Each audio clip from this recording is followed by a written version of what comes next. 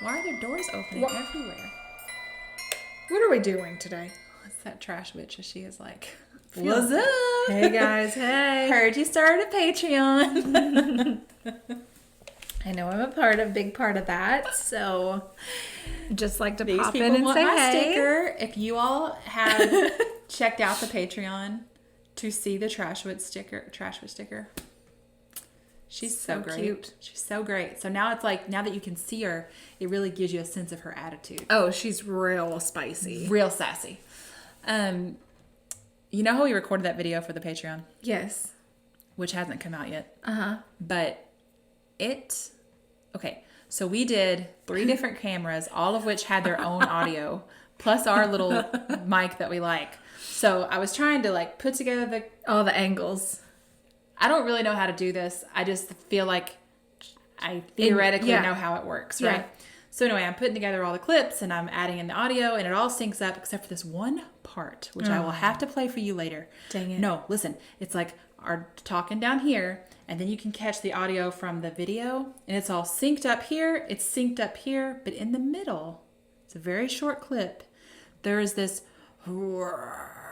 noise. I'm not kidding. I made Jason listen to it because it was before you got here. I was like, Jason, could you just listen to this? Tell me what you think this is. And he was like, I don't like that. I was like, no, I don't like that either.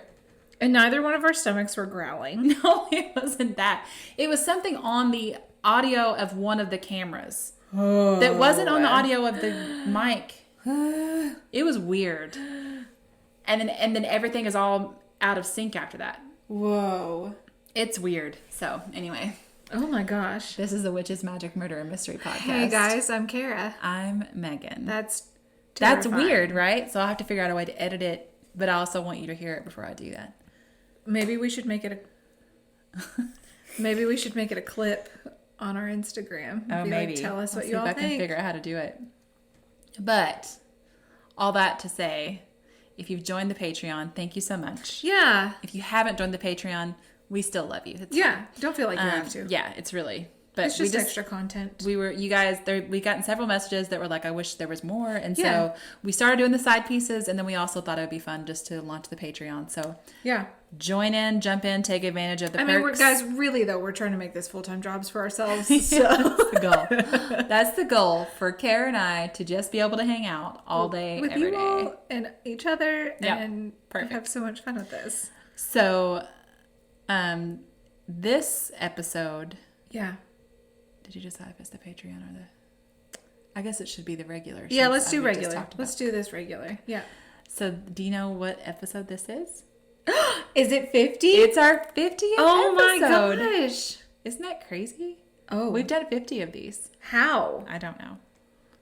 Well, I noticed the other day we were at like so many views or whatever, and the last time we made a video, we were at 10,000 views. Mm-hmm.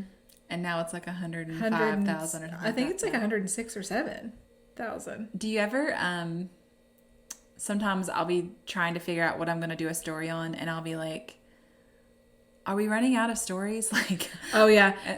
Yeah. And then I'm just like, wait, there's so much bad in the world. Right. And then you're like, oh, the world's an awful place. Yeah. Here we go. We're always going to have stories. Jump down this rabbit hole. Yeah. There are regrets. Yeah. So, yeah. Are you ready for this? I'm ready for our 50th episode. Is it going to be a doozy? It's a doozy. It's kind of a shorter one. I was going to use it as a short story, but I decided not to. That's just fine. Because I feel like our conversation in between some of these paragraphs is going to go a little further. I mean, we've chatted for like 4 minutes so Oh, far. you all are so welcome. Okay, this one's... It's a death, but it's not someone murdering someone. Is it a mystery? No. What is it? No. It's just, oh God. Oh Lord. Okay. Okay. So Carl Tanzler, I believe, was born in 1877. He reportedly studied the weather patterns in Austria in 1910, where he stayed until the end of World War I. So Carl, he also called himself von Kossel, Was a man. I would do that too. Yes, I would as well. Was a man of many talents. He, like I said, was German-born radiologist also. But he was not a count. He liked to refer to himself as Count. Oh. Von, whatever. So he made up the Von part, right? Oh, sorry. Yep. That's my necklace. He also claimed that he had 9 university degrees. He claimed to be a former submarine captain and an accomplished inventor. He was really just like a super eccentric, lonely little old man. Yeah, trying to manifest himself an amazing life. Yeah. He also had a wife and children, but he ended up abandoning them. He's such a great character already. Oh, God. So little is known about his real background. He was just like so weird and confusing, and he constantly changed the details of his background that people were just like, we don't know. All we know is he grew up in Germany. But then he also claimed he constantly traveled to India and Australia. And he claimed he did electrical work there. He says he bought boats, purchased a South Seas island. And he also claimed to be building a trans-ocean flying plane around the time of World War One. I mean, was he mentally ill? Well, you're going to assume so here in a little bit.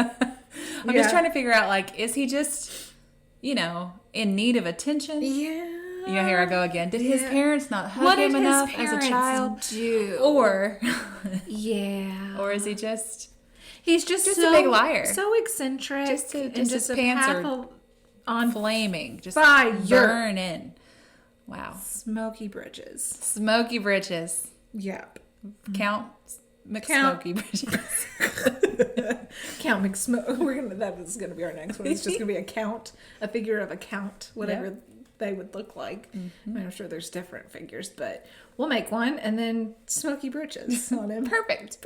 Done. Yep. Okay.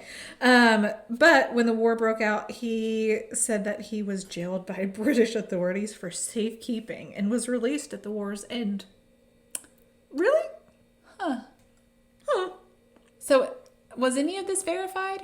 Or do we just assume it's all? We just are going along with his word at this point. Okay. What we do know is that he immigrated to the U.S. in 1926 via Cuba. From Cuba, he went to Zephyrillus, Florida, like I said, where his sister lived. In 1927, he took a job at the U.S. Marine Hospital using the name Carl von Kossel. One silly fact about Carl is that he went by like multiple names, like on his marriage license. Another one's George Carl Tanzler.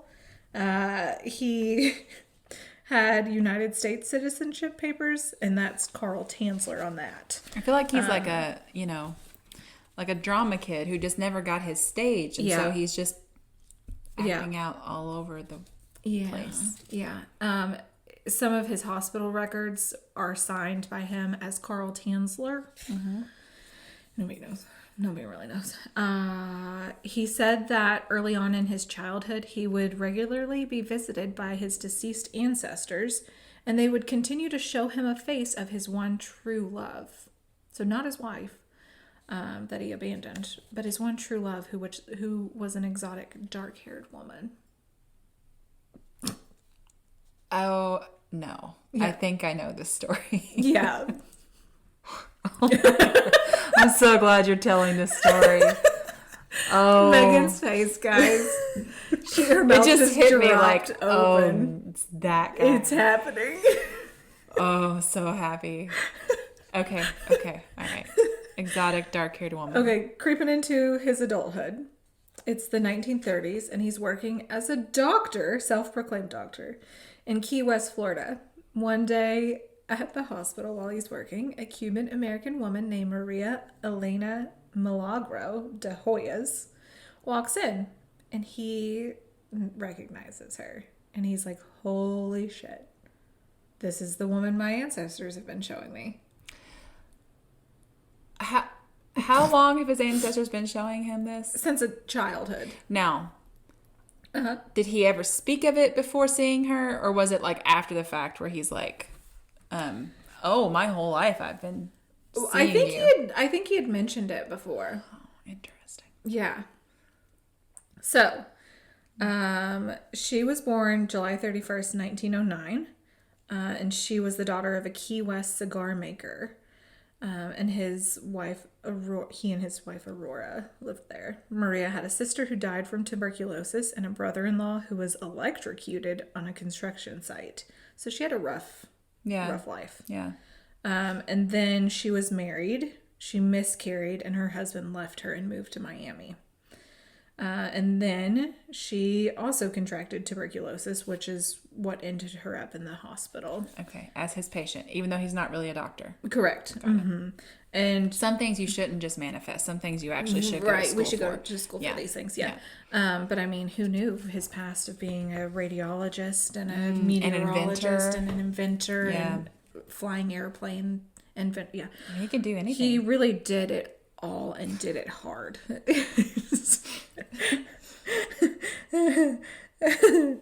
This gets so good. Okay, so we all know that back then tuberculosis was a horrible, fatal disease.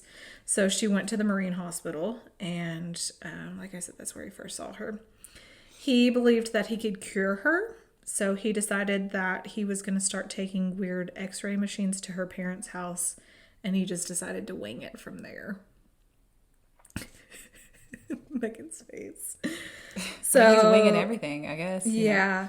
He, in addition to like trying to help her medically, he started just treating her to gifts and would just buy her all sorts of things like jewelry, the latest fashion trends, like clothes and stuff. Like she's just laying in bed dying. Yeah. And she's like, what is happening? Like, and he's like, let me take this time to romance you. So then like on her deathbed, literally, he's like, you know what? I love you.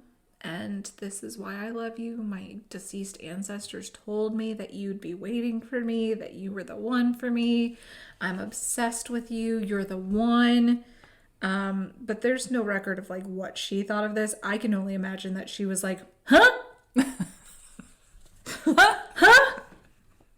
Like laying there like, wait, what? Did you guys know that there's a t-shirt t-shirt in the podcast store that is like probably my favorite shirt that we have. Gosh, yeah. She's dying. Yeah. He can't let it go. I mean, maybe let's for a moment think that he brought her joy in her final days. Look, yes. Just showering her with gifts and affection. When she's dying. Yeah. But sadly, she dies at age 22, October 15th, 1931. Do we know how old he was? He was in his 50s. And she's 22? Mm-hmm. Remember, he had all these lives before her, okay, Megan? He did so many grand things. Your ancestors did not tell you it was okay to hook up with a 22-year-old when you're 50, okay? He didn't hook up with her. She's so ill at the time. I mean, I hope he didn't hook up with her. But she is not the love of your life. You weirdo. Oh my God. Keep going. Okay. So, like I said, he was in his 50s at this time, but he was so distraught. And he immediately makes a death mask of her face. And I said, huh? What's a death mask? Mm-hmm. Like a mold of her face. Oh, no. No. So, with the permission of her family, he decides he's going to pay for the funeral and constructs an above-ground mausoleum in the Key West Cemetery for the love of his life. He insists on an airtight casket with an incubator tank full of formaldehyde to prevent any decay. Ew. Her mother allowed him to keep a memento of her hair. Mm-hmm. Yep. And he only had one key made to the mausoleum. And for some reason, the mom allowed him to keep it. Were they really poor? Like, you know, did they need someone to pay for all that? And they were maybe just like, I mean, thank you for paying for all this. Her dad was a cigar maker. I don't know if that's a lucrative. I feel like it would be back in mob days. Man. I don't know. I could be so very wrong. Why is her family letting this happen? Yeah. So yeah. He used that key to visit her every night. Oh no. And no. he would claim that her spirit would pop up to say, "Hey, babe." That's not what's popping up, honey. That's not what that is. And would sing to him No. his favorite songs in Spanish. That is not what's happening. Yep. He said that she would urge him, her spirit would urge him to take her out from the grave. So eventually he was fired from his job. He has to be mentally ill. This is not normal behavior. This is not rational, normal behavior. No. Eventually he was fired from his job because of his strange obsession with his deceased Because he's not patient. actually a doctor, maybe. Yeah. That seems like a good reason. Yeah, Megan's so upset about all this, guys. Yeah, okay. So one night in 1933, 2 years after her death, he sneaks into the cemetery with a toy wagon. One, where the heck did he get a toy wagon from and why? What is he doing with it? Was it like red and plastic? Yeah, like what? He removes her corpse from the mausoleum and wheels it home with him. Like I said, I'm not really sure where this wagon came from, but he had it. But now, the mausoleum was rigged up so that she wouldn't decay. Yeah. So if once removed... okay. That's going to happen. Yeah. Yeah. So like I said, it's been 2 years since been dead for 2 years. She had been, and her body wasn't really holding up so well. So he made a makeshift laboratory in an old airplane. And he did a lot of stuff to preserve it. Like what? I'm so glad you asked, Megan. Oh, God. He wired her bones together with wire coat hangers, fitted her face with glass eyes, and as her skin began to decompose, he would replace it with silk cloth that he had soaked in wax and plaster, and when her hair fell out, he put the wig from her old hair that his mom gave him on her. And he filled her cadaver with rags so that she could keep her original form. And he would put her in like new fancy clothes and stuff.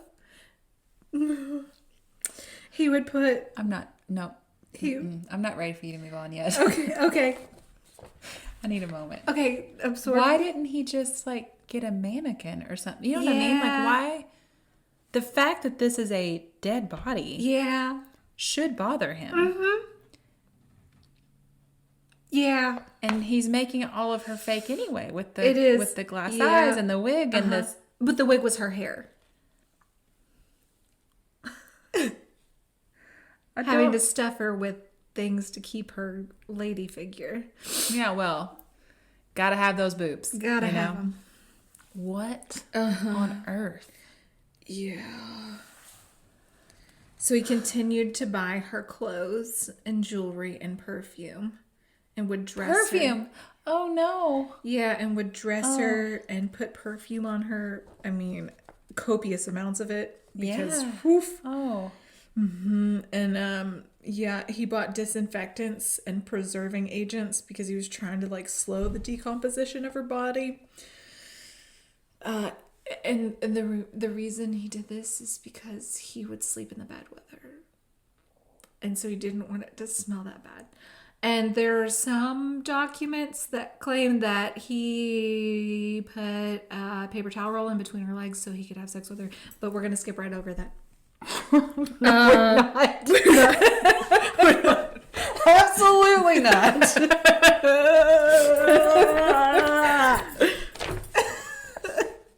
Did they not make sex dolls back then? I don't know, but in all of these, like in all the articles that I like meshed together, every one of them called them their marital bed, and I'm like, no, it's not a marital bed. It's not a marital bed. No, not what. Were they married? No, they couldn't get married because she was dying when he met her.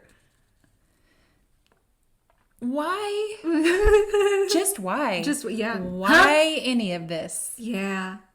Like, again, I mean, No. He's got all kinds of weird stories. He could have just said, "Here's my mannequin. It's got her spirit in it, and it's her." And he could pretend that the mannequin was her, and I would have much less of a problem with it. Yeah. That's just weirdly eccentric. This is sick. This is so sick. bad. It's so bad. Yeah.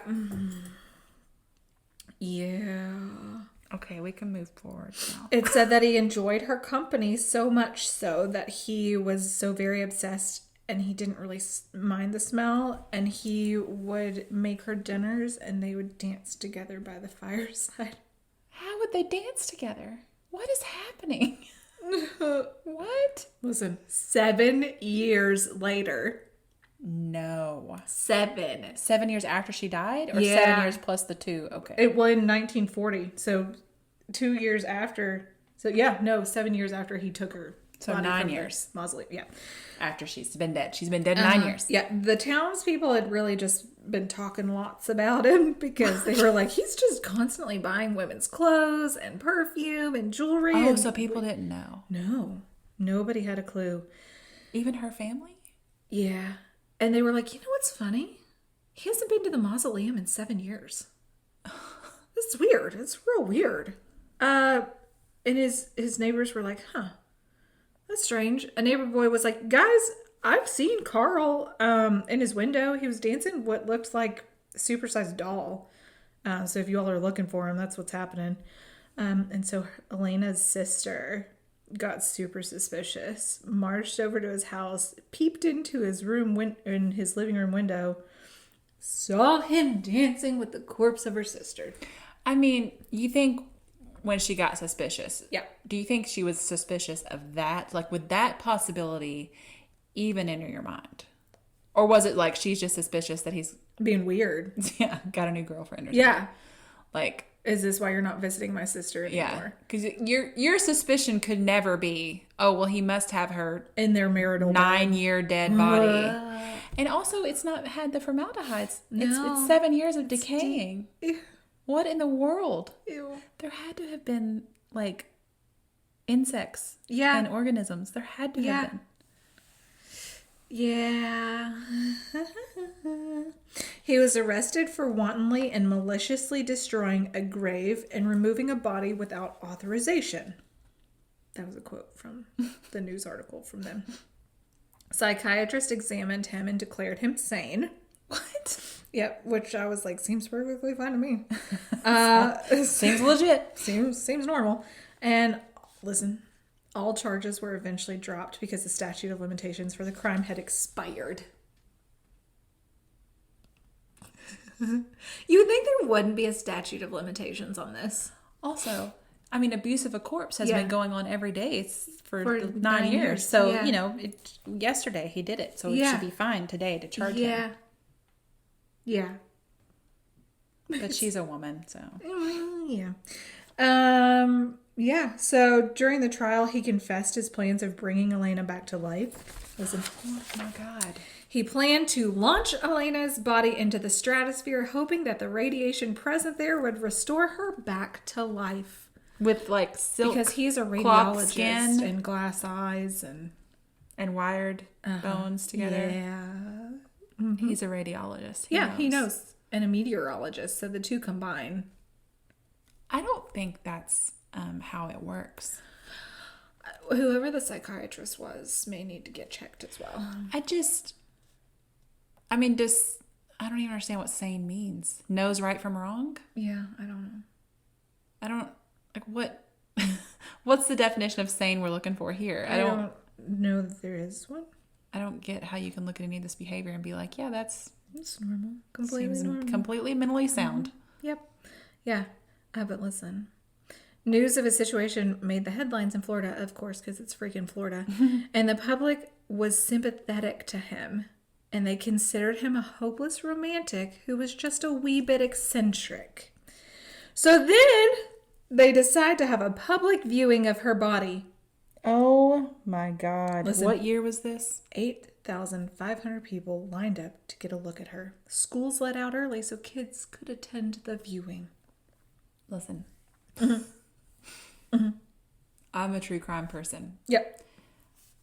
I would not have wanted to see this body. No. People just wanted to see it because it's macabre. Like, people just wanted, Yeah. oh my God. And they thought this was romantic. He was a hopeless romantic. This isn't the freaking Notebook. No. And it's not romantic. No. Like, there's nothing, this is not sweet. No, guys, don't. And it's all because she went to the wrong doctor. Yep. When she got sick. Doctor. Yep. Air quotes. Mm-hmm. Yeah. So once the viewing was over, he asked if he could take her body back. And they were like, what? No. Oh, good. I thought you were about to say, like, sure, take her home, buddy. No. It's so sweet. So they reburied her in a secret unmarked grave so he wouldn't find her again. And he was super bummed. Some articles claimed that he set off a bomb at the site of her mausoleum, but others were just like, no, that's all fake news. Something weird in my hair. You had something in your hair. Oh, gosh.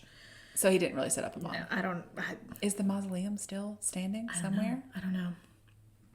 We're going to put it on the list. Yeah. I don't want to see the body, but I would totally see the mausoleum. Oh, yeah. So in the aftermath, he left Key West. He didn't go in shame, though. He returned to Zephyrillas, Florida, and wrote an autobiography that appeared in the Pulp magazine. It was called Fantastic Adventures in 1947, and he became a U.S. citizen in Tampa in 1950. What year was it that the viewing? So it must have been sometime like 1945-ish, 6-ish, something like that. I'm just trying to figure out, like, 1940. where were we as a society when people were like, that's so sweet, let's have a public viewing of the body. You know what I mean? The 40s. 40s. Yeah. Mid-40s, probably. Yeah. You ever think about, like, what eras you don't want to live in? I would love that. Yeah. I don't want to live in the 40s. Yeah, I wouldn't love that. No. So he goes on to live another 12 years before dying alone. In his final diary entry, he writes, "Human jealousy has robbed me of the body of my Elena, yet divine happiness is flowing through me, for she has survived death. Forever and ever, she is with me." 3 weeks after his death, his body is found in his apartment. A life-size death mask-wearing effigy of her body is close by. It was noted, though, that overlooking his corpse was a waxen image wrapped in silken cloth and robe. It seems that his replacement, Elena, was with him to the very end. It's been reported that he died with a model in his arms, and many say that he died with the real body, and he had the body switched when they were in the viewing.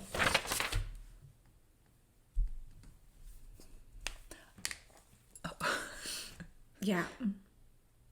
I don't know what to say. So they say that the body he gave up for the viewing wasn't actually her. Was the model he had made from her body, and the one he died with was her.